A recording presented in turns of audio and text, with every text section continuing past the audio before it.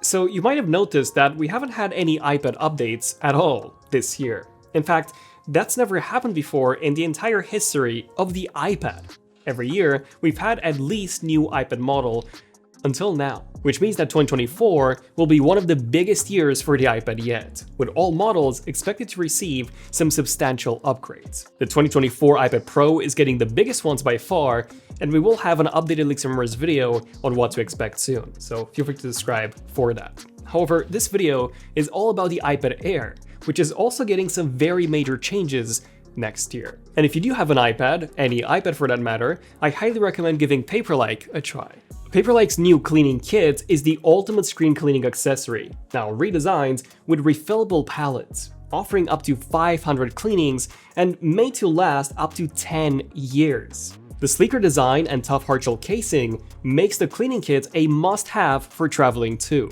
For the best screen cleaning experience, check out Paperlike by using the link below. Okay, so 2024 iPad Air, probably the most surprising thing here is that according to Ming-Chi Kuo, Apple will be launching a larger 12.9-inch version of the iPad Air in the first half of 2024. Okay, that's very interesting, because I don't know how many of you remember this, but there have been a number of rumors suggesting that Apple was working on larger iPads. Mark Gurman reported on this back in mid-2021. Then, in early of 2022, panel manufacturers like Bowie and LG were said to be working on assembly lines for larger 15-inch iPad displays. Then, in mid-2022, leaker Maijin Bu reported that Apple was working on a 14-inch iPad, with Ross Young then saying that this might not be an iPad Pro after all, as based on their info from the supply chain sources, it didn't seem like it would have a mini LED display, but rather an LCD.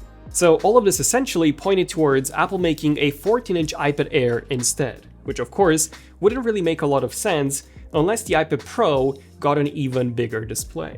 But this latest report from Ming-Chi Kuo does make a lot more sense, the Air getting a 12.9-inch display matching the size of the iPad Pro, in which case this new Air wouldn't really look superior to the iPad Pros in any way, even if Apple does end up keeping that 12.9-inch size on the larger iPad Pros. And then when they do release a 14 or 16-inch iPad, they can exclusively have those sizes on the Pro models. So now you're all probably wondering, why would Apple release a larger iPad Air? And to answer that, we need to take a look at the MacBooks. Up until recently, if someone wanted a large screen MacBook, their only option was to buy a 16-inch MacBook Pro, which was not only very expensive, but it also had a ton of performance that someone who's simply just looking for a larger screen might not necessarily need. Apple fixed this in June of this year by releasing the 15-inch MacBook Air, which had the same M2 chip as the smaller 13-inch model, but with a larger display. So now, users who just want a bigger MacBook and don't care about all the extra performance,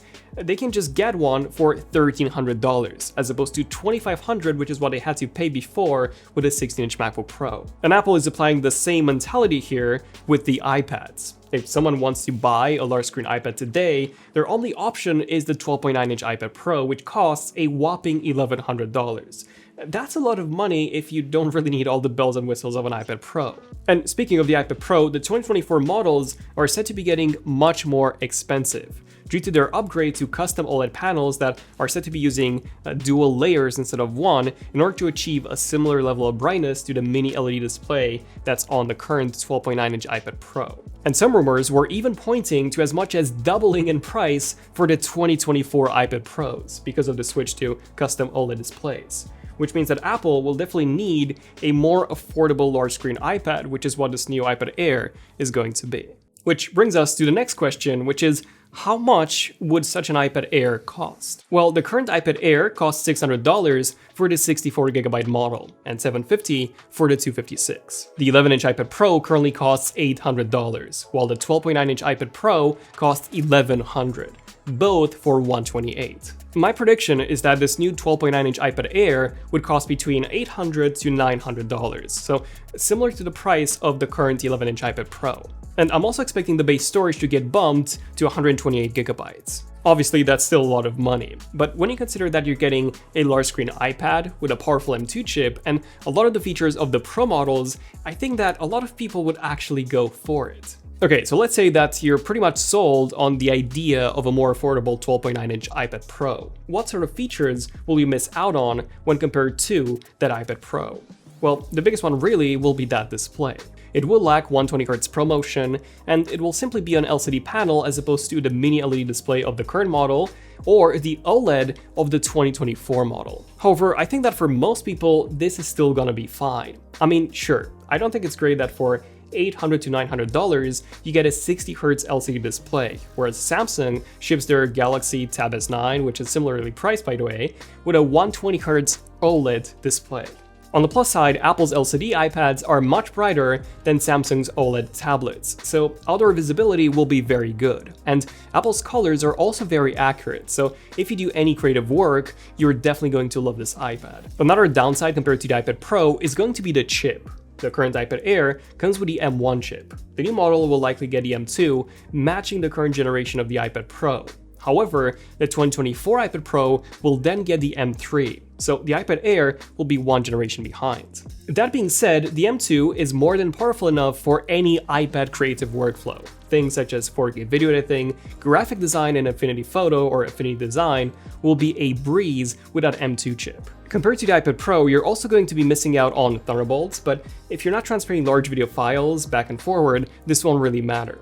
You're also going to be losing that dual camera module with LiDAR, although, let's be honest, most people don't use the cameras on the iPads anyways, and you're also going to be losing Face ID, which if anything, this would be the bigger loss, as unlocking with a fingerprint reader on the current iPad Air just hasn't been that great of an experience, where you always need to, find it in the first place, compared to the iPad Pro, where unlocking simply just works all the time. So at the end of the day, you're not really missing out on much. Performance-wise, it will be just as good as this generation of the iPad Pro, so it's just that 120Hz mini LED display that would be the main downside. Okay, so in this case, who would benefit the most from this new 12.9-inch iPad Air? Well, I did mention that people who want a more affordable large-screen iPad for viewing content or anything else really would definitely love this one, but then there's another group of people that I think will massively love this iPad, and that is graphic designers. You see, with wallpapers, we work with multiple talented designers to create these beautiful packs that you see in our app. And one of those designers is Maty, aka Wallrod, who's made some truly beautiful packs for us, like Happy Halloween and Tranquil Towns. And he's actually using a 9th gen iPad with a 1st gen Apple Pencil.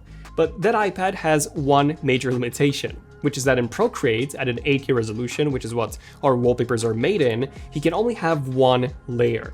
So he literally has to use his phone in order to get an 8K resolution with more layers. And since Maty is based in Argentina, iPad prices are extremely inflated, so buying a 12.9-inch iPad Pro is just not an option for him. However, a 12.9-inch iPad Air with an M2 chip would be more than powerful enough for him to do his work in 8K, while also being more affordable than this 12.9-inch iPad Pro. The only slight downside when it comes to graphic designing compared to the iPad Pro is that the Apple Pencil won't feel as smooth as on an iPad Pro due to having a 60Hz panel. However, plenty of designers still use non-pro iPads for their work, so I don't really see this being an issue for most. And I guess my last point here is not to forget about refurbished iPad Pro models. Right now, you can buy a refurbished 12.9-inch M1 iPad Pro for just $890. And once the 2024 iPad Pro model is released, that refurbished M2 model would become available, likely for that same $890 price. In which case, if Apple does sell this 12.9-inch iPad Air for $800 to $900, it might just be worth getting a refurbished M2 iPad Pro instead, for that mini LED 120Hz display alone. Plus, you'll also get all of those other extra features, such as Thunderbolt, the cameras, FaceTime, and a few more. But let me know, what do you guys think about this new 12.9-inch iPad Air? Do subscribe if you have enjoyed this one, and also for that 2024 iPad Pro video as well. I'm Daniel, this has been ZONEofTECH, and I'll see you guys in the next one. ZONEofTECH, signing out. Cheers.